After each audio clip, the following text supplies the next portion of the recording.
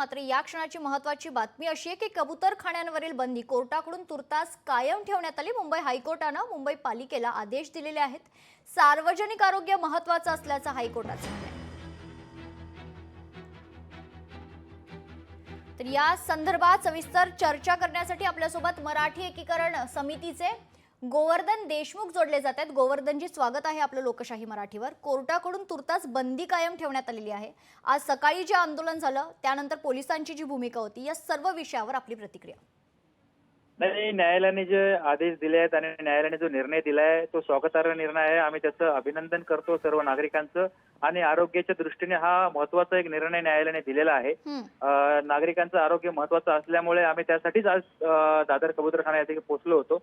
परंतु कुठेतरी पोलिसांची दुटप्पी भूमिका आम्हाला पाहायला मिळाली आणि अक्षरशः आम्हाला दुखापत होईपर्यंत त्या ठिकाणी अटक करण्यात आली, ताब्यात घेण्यात आलं। मग अनेक पत्रकारांना देखील त्या ठिकाणी जखमी करण्यात आलं, त्यांच्या पायावरती गाड्या गेल्या। म्हणजे कुठेतरी एक दबाव यंत्र आणि एक दडपशाही वापरली गेली, त्याचा आम्ही निषेध केलाच आहे। परंतु न्यायालयाने जो आज निर्णय दिलाय तो स्वागतार्ह निर्णय आहे। आम्हाला खूप आनंद झालाय आणि आम्ही नक्की त्याचा आनंद साजरा करणार आहोत की कबूतरखाने फक्त दादर या ठिकाणचेच नव्हे तर सर्व महाराष्ट्रभर सर्व कबूतरखाने बंद झाले पाहिजेत आणि मानवी जीवनाच्या या आरोग्याचा प्रश्न जो आहे तो सांभाळलाच गेला पाहिजे।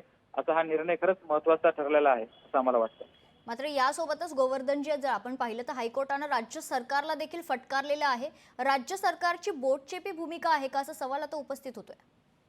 राज्य सरकार कुठेतरी एखाद्या विशिष्ट समाजाच्या दबावाखाली काम करतंय असा आमचा आरोप होताच आणि ते आम्ही दिसून सुद्धा आलेलं आहे। 6 ऑगस्ट रोजी हजारोच्या संख्येने ज्यावेळेस आंदोलन केले आणि पोलीस माता भगिनीला, पोलीस बांधवांना ज्यावेळेस धक्काबुक्की केली, त्या ठिकाणी तोडफोड केली, तरी देखील पोलिसांनी बघ्याची भूमिका घेतली। कुठल्याही नोटिसा नाही, कुठलीही धरपकड नाही, कुठल्याही गाड्यामध्ये अटक झाली नाही।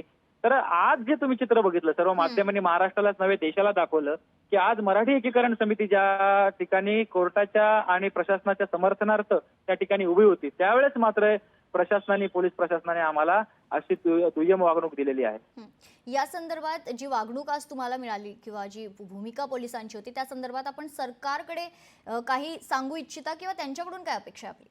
आज ऍडिशनल सीपी जे आहेत आमचे माननीय देशमाने साहेब यांच्याकडे आम्ही लेखी तक्रार देखील केलेली आहे पोलिसांची आणि गृहमंत्री यांच्याकडे देखील आम्ही निवेदन पाठवणार आहोत की संबंधित सर्व पोलिसांना तात्काळ बडतर्फ करावं किंवा निलंबित करावं, जेणेकरून या राज्याचं कायदा सुव्यवस्था आणि आणीबाणी परिस्थिती उपस्थित राहणार नाही।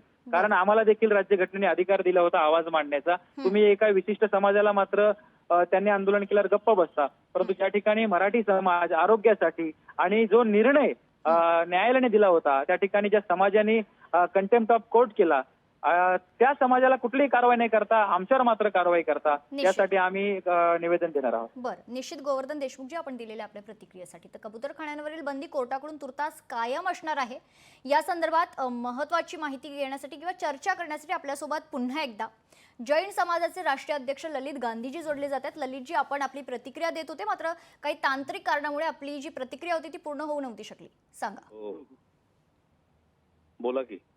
तेच जे कोर्टाकडून आता निर्णय आलेला आहे तुर्तास जे कायम असणार आहे बंदी त्याविषयी। ते बंदी कायम असेल तर कोर्टाचा निर्णय आम्हाला सगळ्यांना पाळावाच लागेल, कारण सार्वजनिक आरोग्य महत्वाचं आहे। आम्ही सुद्धा त्या मताशी सहमत आहोत, कारण त्या सार्वजनिक आरोग्यामध्ये जैन समाज सुद्धा समावेश होतो। कारण आम्हाला काही रोग होणार नाही किंवा आम्हाला त्रास होणार नाही अशी काही विशेष यंत्रणा नसते कोणाकडे।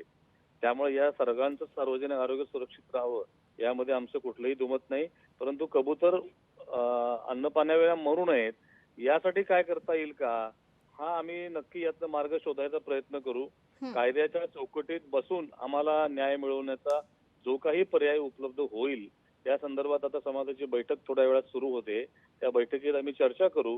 पण कुठल्याही परिस्थितीत समाजाच्या कोणत्याही व्यक्तीने न्यायालयीन निर्णयाचा अनादर करू नये, कायदा हातात घेण्याचा प्रत्यक्ष अप्रत्यक्ष प्रयत्न करू नये असं माझं सर्वांना विशेष आवाहन आहे आणि जैन समाज ते आवाहन पाळेल याचा मला विश्वास आहे।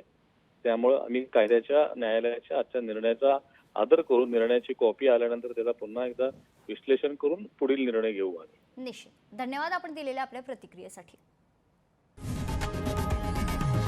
लोकशाही मराठी ऐका, पहा, जागरूक रहा।